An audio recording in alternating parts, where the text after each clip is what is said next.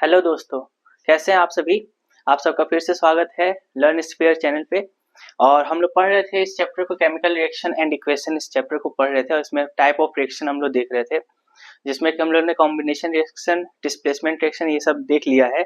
आज अपना जो टॉपिक है वो है डिस्प्लेसमेंट रिएक्शन को देखना। ठीक है, तो क्या होता है डिस्प्लेसमेंट रिएक्शन, इसको एग्जाम्पल के थ्रू समझेंगे। ठीक है, तो पहला आपका एग्जाम्पल है जैसे कि आयरन है, Fe। आयरन को किससे डिनोट करते हैं Fe से डिनोट करते हैं। और CuSO4 है, कॉपर सल्फेट है। ठीक, इन दोनों का जब रिएक्शन होगा तो क्या होगा, इसको लिख लीजिए आप, इसको बोलते हैं कॉपर सल्फेट। इनका जब रिएक्शन होगा तो Fe क्या करेगा, इस कॉपर को डिस्प्लेस कर देगा और क्या बन जाएगा, इधर FeSO4 बन जाएगा और कॉपर आपका अलग हो जाएगा। इस तरीके से है। ठीक, ये एक्वस है एक्चुअली, तो ये भी एक्वस होगा और ये सॉलिड अपना निकलेगा, ये भी सॉलिड है। ये आपका आयरन है, इसे क्या कहते हैं हम लोग, आयरन कहते हैं। ठीक है, तो इस तरीके से ये है और ये क्या बना, आयरन सल्फेट बना। क्या बना, ये आयरन सल्फेट बना। तो आयरन ने क्या किया, कॉपर को डिस्प्लेस कर दिया। इसका मतलब क्या हुआ कि आयरन जो है कॉपर से मोर रिएक्टिव है, इसलिए तो उसने डिस्प्लेस किया है। इसी तरह से एक और एग्जांपल लिखते हैं हम लोग, उसका एग्जांपल लेते हैं जिंक का लेते हैं। ठीक है, जिंक प्लस कॉपर सल्फेट, इसका जब रिएक्शन हुआ तो क्या बना, जिंक सल्फेट बना प्लस कॉपर यहाँ पे भी अलग हो जाएगा। ठीक है, मतलब जिंक भी जो है कॉपर से क्या है, मोर रिएक्टिव है। ओके, अगेन तीसरा एक एग्जांपल लेके समझते हैं हम लोग। इसमें लेते हैं lead Pb plus copper chloride, copper chloride को लेते हैं। ठीक है, CuCl2। ठीक है, कॉपर क्लोराइड इसे बोलते हैं। इनका जब रिएक्शन होगा तो क्या होगा, लेड जो है ना, लेड Pb, ये कॉपर को डिस्प्लेस कर देगा। क्या करेगा, तो ये हो जाएगा PbCl2 हो जाएगा प्लस Cu अगेन यहाँ पे अलग हो जाएगा। इसका मतलब क्या हुआ कि जिंक, आयरन, लेड ये मोर रिएक्टिव है किससे, कॉपर से। ठीक, मोर रिएक्टिव होने के कारण क्या कर रहे हैं, ये सब कॉपर को इससे डिस्प्लेस कर दे रहे हैं और उसके जगह पे खुद आ जा रहे हैं। तो ऐसे रिएक्शन को क्या कहते हैं, डिस्प्लेसमेंट रिएक्शन कहते हैं। ठीक है, जो एक एलिमेंट को डिस्प्लेस करके खुद उसकी जगह पे आ जाए, ऐसे रिएक्शन को क्या कहते हैं, डिस्प्लेसमेंट रिएक्शन कहते हैं। ओके, आई होप समझ में आया होगा, इसको आप नोट कर लेना एग्जांपल्स को। अब एक और रिएक्शन है जिसका नाम है डबल डिस्प्लेसमेंट रिएक्शन, उसको भी समझ लेते हैं। दूसरा है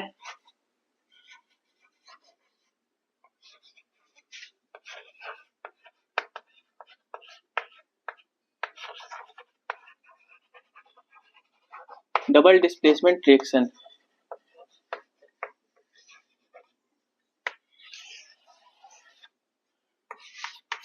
ये डबल डिस्प्लेसमेंट रिएक्शन में क्या होता है, ऐसा रिएक्शन इन विच, आप लिखिएगा,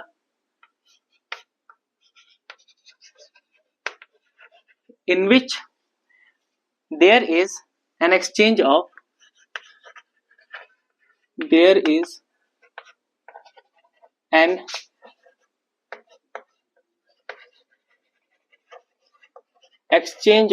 ions,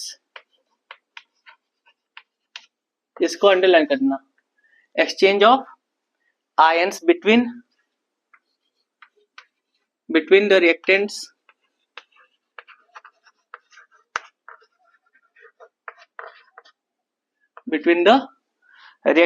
are called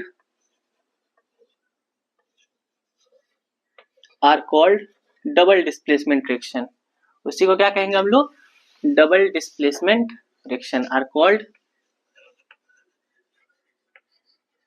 डबल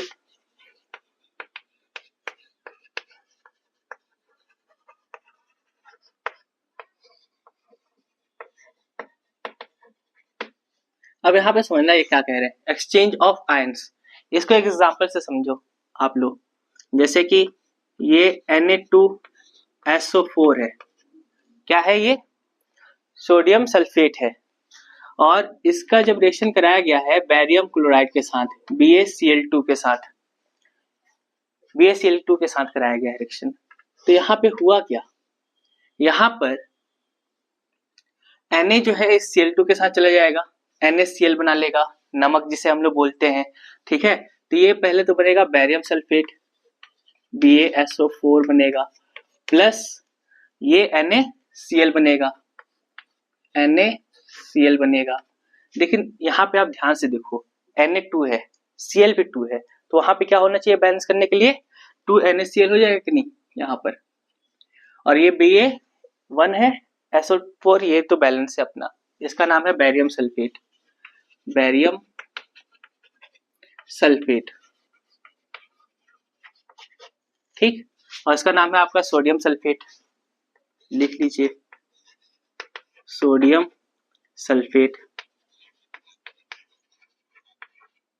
और इसका नाम है बैरियम क्लोराइड। तो इसमें हुआ क्या एक्चुअली, इसमें हुआ ये कि ये SO4 2 माइनस, ठीक है, ये इसके आयन है, और बैरियम ये इसके होते हैं Ba2 प्लस, ठीक। इनके बीच में एक्सचेंज हो गया, आयंस का क्या हो गया, एक्सचेंज हो गया, तभी तो यहाँ से देखिए Ba जो है इसके साथ आके लग गया, BaSO4 बना लिया, और ये Na वाला इसके साथ चला गया। तो यहाँ पे देखो डबल डिस्प्लेसमेंट हुआ कि नहीं, आप समझ रहे हो मेरे बात को, यहाँ पे डबल डिस्प्लेसमेंट हुआ। तो इसलिए यहाँ पे जो डेफिनेशन है, डबल डिस्प्लेसमेंट रिएक्शन उस रिएक्शन को कहते हैं जहां पे exchange of ions between the reactants होते हैं, उसे क्या कहते हैं, डबल डिस्प्लेसमेंट रिएक्शन कहते हैं। इस एग्जांपल को आप लोग नोट कर लेना। लेकिन यहाँ पे डबल डिस्प्लेसमेंट रिएक्शन में क्या होगा कि ये जो बैरियम सल्फेट है ना, इसका प्रेसिपिटेट बन जाएगा, क्या बनेगा, प्रेसिपिटेट बनेगा, Br। और प्रेसिपिटेट होता क्या है, ये इनसॉल्युबल होता है, पानी के अंदर क्या होता है, इनसॉल्युबल सब्सटेंस होता है। प्रेसिपिटेट क्या है, इनसॉल्युबल सब्सटेंस, इनसॉल्युबल सब्सटेंस है, ये पानी के अंदर घुलेगा नहीं, ठीक है। तो इसको कैसे लिखोगे अगर लिखना होगा तो, प्रेसिपिटेट मतलब क्या है, तो any reaction that produce precipitate, ठीक है। और देखो कोई भी रिएक्शन जो प्रेसिपिटेट को प्रोड्यूस करे, ऐसे रिएक्शन को हम लोग प्रेसिपिटेशन रिएक्शन के नाम से भी जानते हैं। तो अगर मान लीजिए आपके एग्जाम क्वेश्चन पेपर में आता है कि व्हाट इज प्रेसिपिटेशन रिएक्शन, तो आप ये एग्जांपल देकर, ठीक है, आप लिख सकते हो कि any reaction in which precipitate is formed is called precipitation reaction, ठीक है, ओके। तो अब हम लोग नेक्स्ट टॉपिक पे चलते हैं। इसके बाद जो अपना नेक्स्ट टॉपिक है वो है ऑक्सीडेशन रिडक्शन, ठीक है। तो इसको आप लोग नोट कर लेना।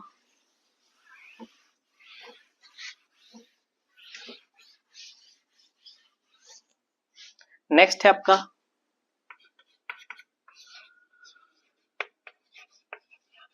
ऑक्सीडेशन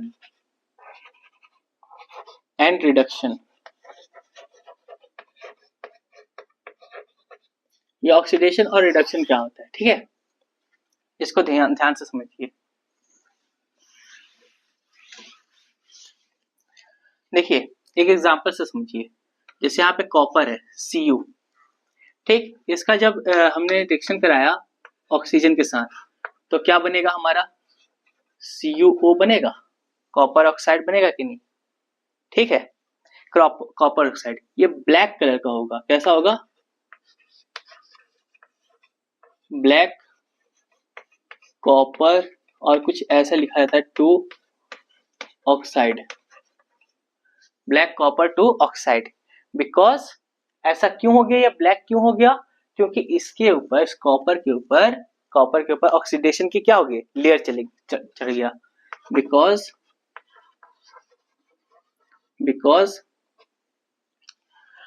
ऑक्सीजन इज एडेड, यहां पे लिखिए oxygen is added to copper, to copper, oxygen इसके ऊपर ऐड हो गया। अब आप क्या करो, इस कॉपर ऑक्साइड को, ये वैसे अभी बैलेंस नहीं है, इसको बैलेंस करने के लिए देखिए ऑक्सीजन यहाँ पे 2 है ना, यहाँ पे 1 है, तो यहाँ पे 2 करना पड़ेगा आपको, तो CO2 हो गया, तो यहाँ पे भी क्या होगा 2 हो जाएगा। अब इस कॉपर ऑक्साइड को आप फर्दर क्या कर दो, हीट कर दो। कॉपर ऑक्साइड को क्या कर दो आप, हीट कर दो हाइड्रोजन के प्रेजेंस में, H2 के प्रेजेंस में हीट करोगे आप, तो क्या हो जाएगा, कॉपर अलग हो जाएगा और यहाँ से वाटर आ जाएगा बाहर, H2O आ जाएगा आपका बाहर। ठीक, ये कैसा है, अभी कैसा है, यहाँ पर ब्लैक कलर का है, लेकिन जब इसका हाइड्रोजन के साथ रिएक्ट कराएंगे और हीट होगा ये, तो ये किसमें कन्वर्ट हो जाएगा, ब्लैक टू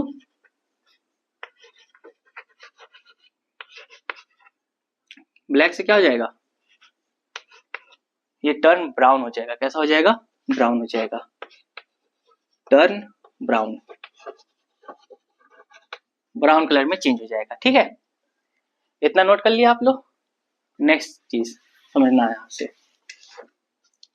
अब if a substance gains oxygen, यहाँ पे एक बात समझना ध्यान से, अब हम लोग पढ़ रहे हैं कि ऑक्सीडेशन क्या होता है, रिडक्शन क्या होता है, कि कोई भी सब्सटेंस जो ऑक्सीजन को गेन करे, कोई भी सब्सटेंस बोलो या फिर एलिमेंट बोलो जो ऑक्सीजन को गेन करे, जैसे यहाँ पे कॉपर है, ऑक्सीजन को क्या कर रहा है, गेन कर रहा है, तो ऐसे एक को क्या कहेंगे हम लोग कि इसका ऑक्सीडेशन हो गया, क्या हो गया, ऑक्सीडाइज्ड हो गया, ये कॉपर क्या हो गया, ऑक्सीडाइज्ड हो गया। और ऐसा सब्सटेंस या फिर ऐसा एलिमेंट जो ऑक्सीजन को रिड्यूस कर दे, उसे को क्या कहेंगे हम लोग, उसका रिडक्शन हो गया है, मतलब वो रिड्यूस्ड हो गया, वो एलिमेंट क्या हो गया, रिड्यूस्ड हो गया। जैसे इसके पास ऑक्सीजन था, कॉपर के पास है ना, यहाँ पे ऑक्सीजन इसके पास, कॉपर के पास है, ये क्या कर रहा है, हाइड्रोजन जब इसके साथ आया, मतलब इसके हाइड्रोजन के साथ जब हमने क्या किया, रिएक्ट कराया, तो क्या मिला हमें, कॉपर मिला, तो कॉपर ने अपने ऑक्सीजन को क्या कर दिया, लूज कर दिया, तो ऐसे को क्या कहेंगे कि इसका कॉपर ऑक्साइड का क्या हो गया, रिडक्शन हो गया, मतलब कॉपर ऑक्साइड रिड्यूस्ड हो गया। आई होप आपको समझ में आ रहा होगा।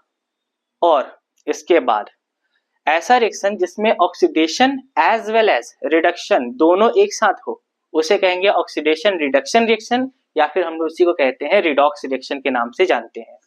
ठीक है, तो चलिए समझते हैं कि क्या है रिडॉक्स रिएक्शन।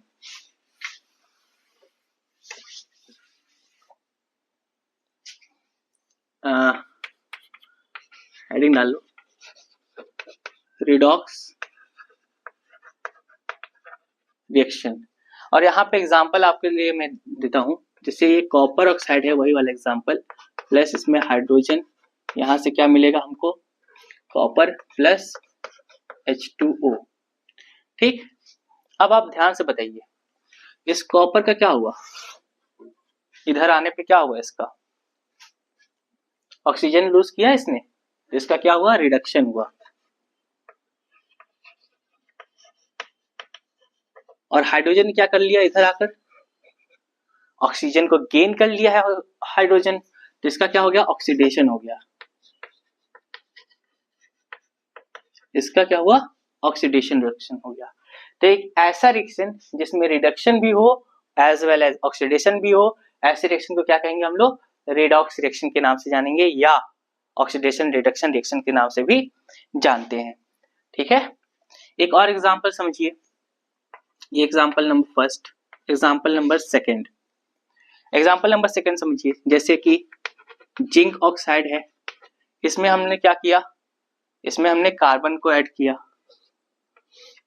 फिर क्या हुआ, यहाँ से समझना, यहाँ पे जिंक बना और कार्बन मोनोऑक्साइड बना, CO बना। ठीक है, यहाँ पे जिंक का क्या हो गया, ऑक्सीजन को इसने लूज कर दिया, तो इसका क्या हो गया, रिडक्शन हो गया। और यहाँ पे कार्बन ने क्या किया, ऑक्सीजन को गेन कर लिया, तो ऑफ कोर्स इसका क्या हो गया, ऑक्सीडेशन हो गया। समझ में आ रहा बात, ये दोनों का एक ही साथ मैंने लिख दिया।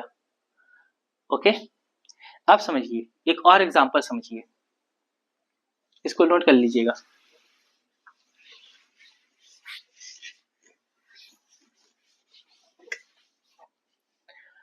अब एक यहाँ पे MnO है, मैग्नीज डाइऑक्साइड, MnO2 है।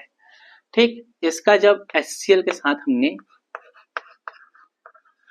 4HCl के साथ इसका रिएक्शन कराया तो क्या बना, MnCl2 बना, प्लस और क्या बनेगा हमारा यहाँ पे 2H2O बना, प्लस और क्या बना Cl बना, क्लोरीन बना, Cl2 होगा। ठीक है, यहाँ पे क्या बनेगा हमारा क्लोरीन बनेगा। तो आप यहाँ पे ध्यान से समझना, इस क्लोरीन का क्या हो गया, यहाँ पे हाइड्रोजन इसने लूज कर दिया, हाइड्रोजन क्या कर दिया इसने लूज कर दिया, तो इसका ऑक्सीडेशन हुआ। अभी समझ में आ जाएगा, ध्यान से मतलब देखते रहना। और यहाँ पर क्या हुआ, इसका Mn का ऑक्सीजन था इसके साथ, इसने क्या कर लिया ऑक्सीजन को लूज कर दिया। यहाँ पर देखिए क्या बना, इसका MnCl2 बना, तो इसका क्या हो गया रिडक्शन हो गया, इसका क्या हो गया रिडक्शन हो गया। तो यहाँ पे समझना, if substance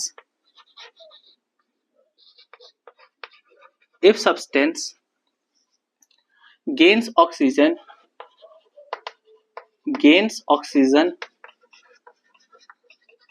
ठीक है, if substance gains oxygen or are reduced what, क्या रिड्यूस करना चाहिए इसको, यहाँ पे रिड्यूस लिखो या फिर लॉसेस, बताइए losses hydrogen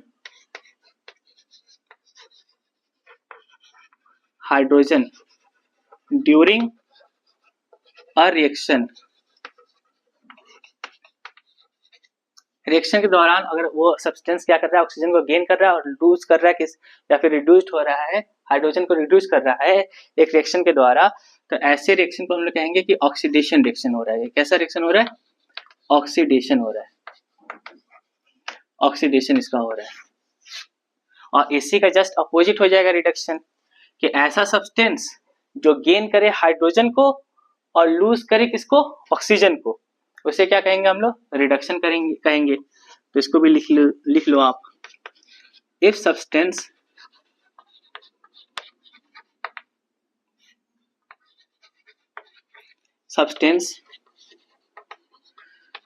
gains hydrogen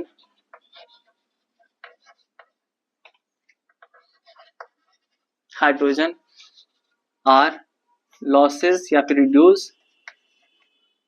losses oxygen during reaction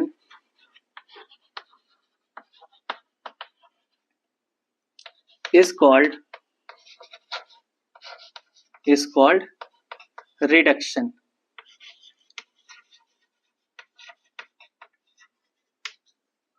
तो आई होप आपको समझ में आया होगा। और ये एग्जाम में आते हैं कि ऑक्सीडेशन रिएक्शन क्या होते हैं, और एग्जाम्पल के साथ ये आपको आना चाहिए। ठीक है, खास तौर पे ये डेफिनेशन आता है, इसको याद कर लेना, लिख लेना, इसको नोट कीजिए आप। ठीक है,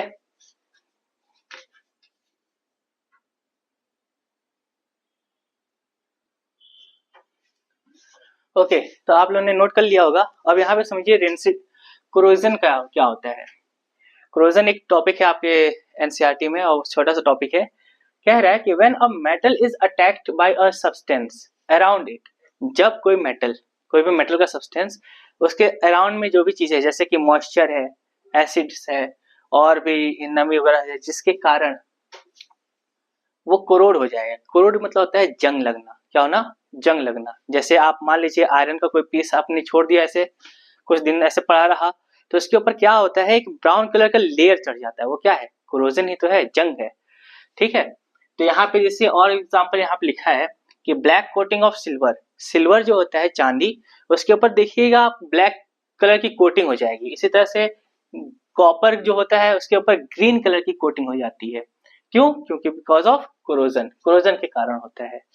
और ये कोरोजन के कारण बहुत से डैमेजेस होती हैं, जैसे कि कार बॉडी ऐसे पड़ी है कहीं तो वो भी डैमेज हो जाएगा, वो भी कोरोड हो जाएगा। ब्रिजेस कोरोड हो जाएंगे, आयरन रेलिंग्स ये कोरोड हो जाएंगे, शिप्स जो जहाज होते हैं पानी वाले, है ना। Objects made of metal specially iron के जो बने हुए चीजें होती हैं, जो भी सब्सटेंस होते हैं, वो ज्यादातर कोरोड होते हैं due to moisture and acid ETC।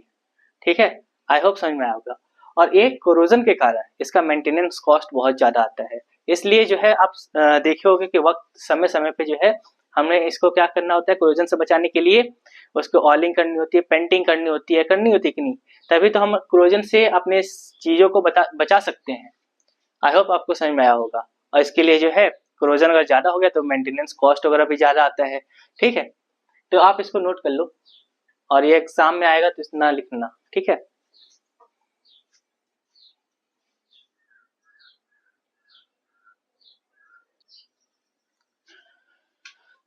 अब यहाँ पे देखिए, आपने कोरोजन समझा।